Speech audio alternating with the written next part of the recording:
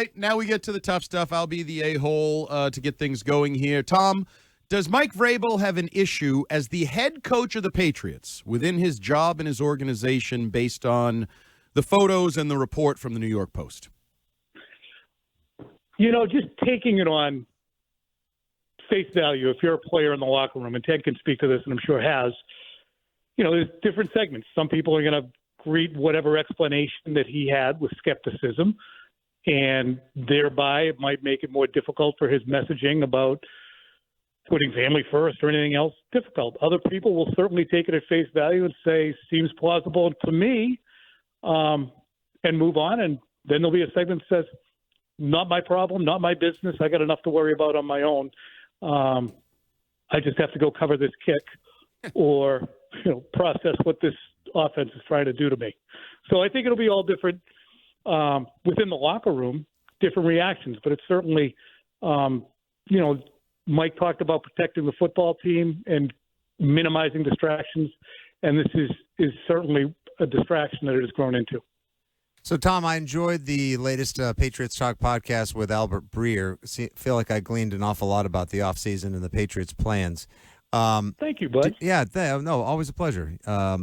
The stuff about A.J. Brown, I think I was today years old when I learned that Mike Vrabel wasn't actually upset and surprised about the A.J. Brown trade, but he was more upset about having to let a guy go that he liked so much because of the knee. Do we feel like that there is still any chance that the knee might be a hang-up before trading for a guy, like you said on the pod, is basically already has a locker set up at Gillette? Yes, I absolutely do, especially in the wake of the Max Crosby situation. If you're the Patriots and you've drawn up the framework of a deal and you say, okay, we're going to give you a first and a second or a first and a third for A.J. Brown, you're planning on 2 good years of him. You're also sacrificing, if you're giving up a first and a second or a first and a third, one player who you would have 5 years of control with if it's a first rounder, and another player who you would have 4 years of. So it's 9 seasons of 2 players. And if you're only going to get 2 seasons out of A.J. Brown and you're not sure the condition of his knee and the ability of it to withstand the rigors, then you might have to go back to the table because as Albert pointed out on the pod, training staffs will share scans and they'll let each other know what their appraisal of and where things are. But it's not going to replace a doctor looking at his own scans, at his own examination. And if he comes back and says, from that level, I don't feel comfortable with this, the longevity of this knee, then the football people then have to make a decision. Are you giving up 9 years of 2 unnamed players for 2 seasons of A.J. Brown? You don't know what level he'll be at. Now, hopefully, for the Patriots' sake, if it does come to pass, comes in, they go, yeah, it's pretty much what we expected. We're good to go. But if not, then do you go back to the table with Howie Roseman and say, yeah, we're not going to be able to give up a first. We can give you a second and a fourth. So that's, to me, what the hang-up would be. Now, how much A.J. Brown is in agitation in Philadelphia between now and June 2nd would remain to be seen. But, as Albert said, maybe they've already looked at scans. Maybe they've gotten to that point. Maybe that'll happen in late May prior to that. But at some point, the Patriots are going to have to really bring it to their own mechanics, so to speak. Yeah, it's going to be fascinating. I haven't heard one of the experts or guys that follow the team say that bet anything less than 50% chance that he's not coming here. So I will be amazed if he comes here, but most people think he is. But hey, Tom, I'm just curious. We're 2 weeks away from the draft, and it feels like compared to last year, the draft has been kind of just in the rear view mirror, but just, we're almost there. And I don't know if your opinion has changed much over the course of the last 2 months on who the Patriots will draft, but just your thoughts on what they do with that 31st pick. Do they pick and stick? If they do, who do they pick? Or do you think they trade back? What do you think is most likely the Patriots' plan for that 31st pick? They have so many needs, Ted, believe it or not. They have edge, which we know. They have wide receiver to an extent. They could get by. I think wide receiver's further down the list. They have right tackle where you want to backstop Morgan Moses. They have interior line where you might want to backstop Mike Vrabel if you don't want to continue with that. They have defensive line where Milton Williams is a longtime Patriot. I can guarantee you that. But Christian Barmore's guaranteed salary this year makes him quite likely to begin the season. But next year, his cap number is 23.6. The following season, it's 24.6. They don't really have anybody on the defensive line to replace Tonga, and Farmore's only here for 1 year. So that's another position. Tight end, I've talked about it every week.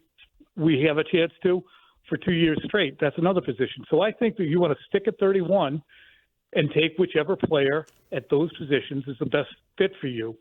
But I think that you have enough spots to fill where you don't have to start trading away picks. Now, if in the second round you didn't get a tackle or defensive end, and it's deep in defensive ends this year, maybe you can wait on the defensive end and go ahead and take the best tackle there.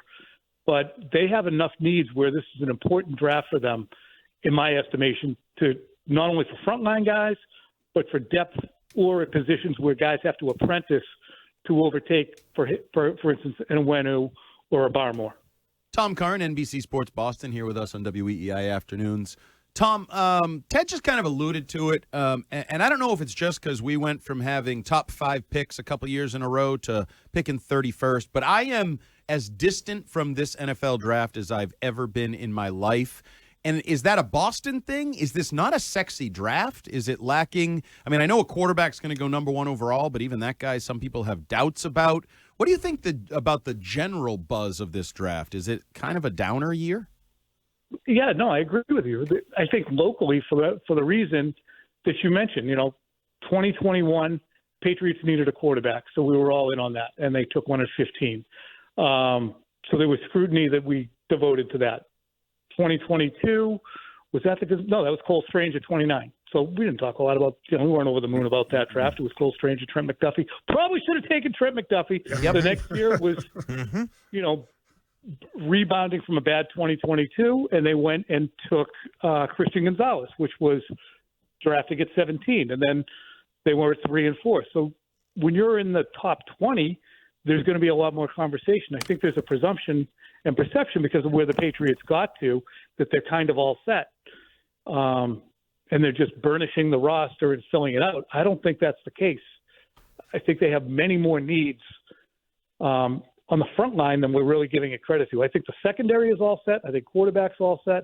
I think running back is somewhat all set. And I really think wide receiver, you can, with a straight face, go into the season with the guys you have, and even more so if you add A.J. Brown. But everything else is kind of under scrutiny and definitely needs attention. So another thing that caught my ear, that got me thinking as well on the pod, Tom, holy smokes. Albert suggesting that Gonzo could ask for 40, floating that number out there per year. I mean, we thought maybe 35, resetting the market would be something else. Do you think that could possibly ever enter the calculus between Gonzo and his reps and the Patriots? Sure. I think it could. But as we talked about last week, he's asking the Patriots to come to the table early. So what concession does he make? Does he get more than, any other secondary player in the league? And as I said on the pod, Albert mentioned quarterbacks are in their own tier, but you see wide receivers like JSN or TJ Watt at defensive end or Hutchinson at defensive end. They make more money. And my contention in that is those guys ruin plays or score touchdowns. Right. Cornerback, you can avoid a cornerback. They're not going to wreck a play for you necessarily. You just have to avoid them. So I would have a hard time if I was a general manager saying that I'm going to pay you as much as the best defensive end in the league when that defensive end can ruin a game the way Micah Parsons does. So I think you could ask for it, but if you're coming to the table early, you want to outpace the highest guy if you're asking to come to the table early. But he's making $4 million this year, which is a tenth of what he could command next year. That's crazy. So he does have every reason in the world to say, I can't, in good conscience, take the field until we've got something done. So that's why I think this. Do you agree, Teddy? I was just going to ask you that question. Is his personality, do you sense he's a guy that will do the hold in is what players are doing? I mean, do you sense that might be coming and that's something that he would do is do the hold in thing? I just don't know him well enough. He's so quiet, and as the limited conversations I've had with him, he hasn't really opened up. But I do think that he's cognizant of his value, and he has the same agent as Witherspoon in Seattle, and those are two guys who are up. So I would imagine you defer to your agent and say, what should I do here? Well, until one of these teams gets something done, you can't play for 1/10 of what you're going to be worth next year. So you have to force the Patriots. So that's the hurdle the Patriots are going to have to clear with Gonzalez is how do you get him on the field without an extension? Or have you already, and we don't know this to be the case, they've at least articulated that they have him on the front burner. Yeah. Are they already down the road and it won't even be an issue? Yeah, maybe they already have parameters kind of in place, and it's just a matter of dotting I's and crossing T's kind of thing. Yeah. But, Tom, you mentioned quarterbacks are on their own tier, and we all agree with that. But are these two connected in a way where if you blow up the market at cornerback, if you give him 25%, what's $31 million for McDuffie, whatever that is, low, if you give him like 25% more, $8, $9, $10 million more, does that affect Drake May? And he's like, well, you reset the market significantly there. I want to reset the market in a similar fashion. So are they tied in that way? Yeah, that's a great question, and I think May is such a teammate that conversations, that often took place between Tom Brady and Robert Kraft away from Don Yee and Steve Dubin would allow them to make their case as to why he should take less. And I think that May, if he wants to maximize his earning, which he should, because, the NFL is not making less money. And this CBA is very important that comes up in 2031 because they're probably going to the owners are going to come back and go, 50-50 gross revenue split is not working for us. So when May signs a contract in 2027 or 2028, he has to understand that the next one might not be as robust. So I would leave my agent, Jack Mills in Ted's case back in the day, I would leave him completely in charge. And when somebody sidles up to him and says, hey, we really can't do that, say, that's why I hired an agent. I just want to play football. So, Tom, the Patriots Hall of Fame put out their nominees this week, and with all appreciation for Logan Mankins, with the respect and admiration for a true GOAT at his position, Adam Vinatieri, why don't we just give Rob Gronkowski the red jacket now, right? Yeah, I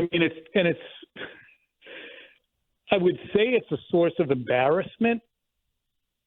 Doesn't necessarily have to be, but on the face, when people go, Adam Vinatieri's in the Pro Football Hall of Fame, you can't get in the Patriots Hall of Fame? Yeah.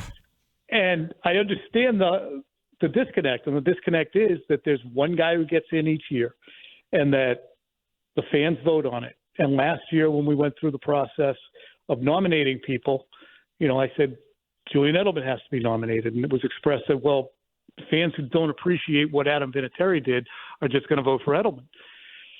And I said, that's not for us to decide. We can't game the system and not put Julian Edelman on because he's going to get in before a guy who's borderline in the Pro Football Hall of Fame. But that's the disconnect. It's one a year. Should they go to two a year? Because you're going to have players like Hightower is boxed out. Now Welker continues to be boxed out. D-Mac. Slater will be up. McCourty will be up. Right. So there's going to be so many individuals. Bill Belichick will get in 2028 or 2028, I believe, which will be an event unto itself. But that they didn't anticipate when they started the Hall to have this celebrated a franchise. They have to, I think, somehow figure out a way to shorten the line. All right, Tom. Appreciate you joining us. Now you can get back to your golf coverage. And Tom? Who do you think's going to win? Who do you have? Who's your Masters pick? Sam Burns. Oh, just because he's lighting it up right now. You front runner, jump on the bandwagon. All right, exactly Tom. Right. Enjoy the tournament. Enjoy the weekend. We'll talk to you next week. All right, guys. Thanks so much.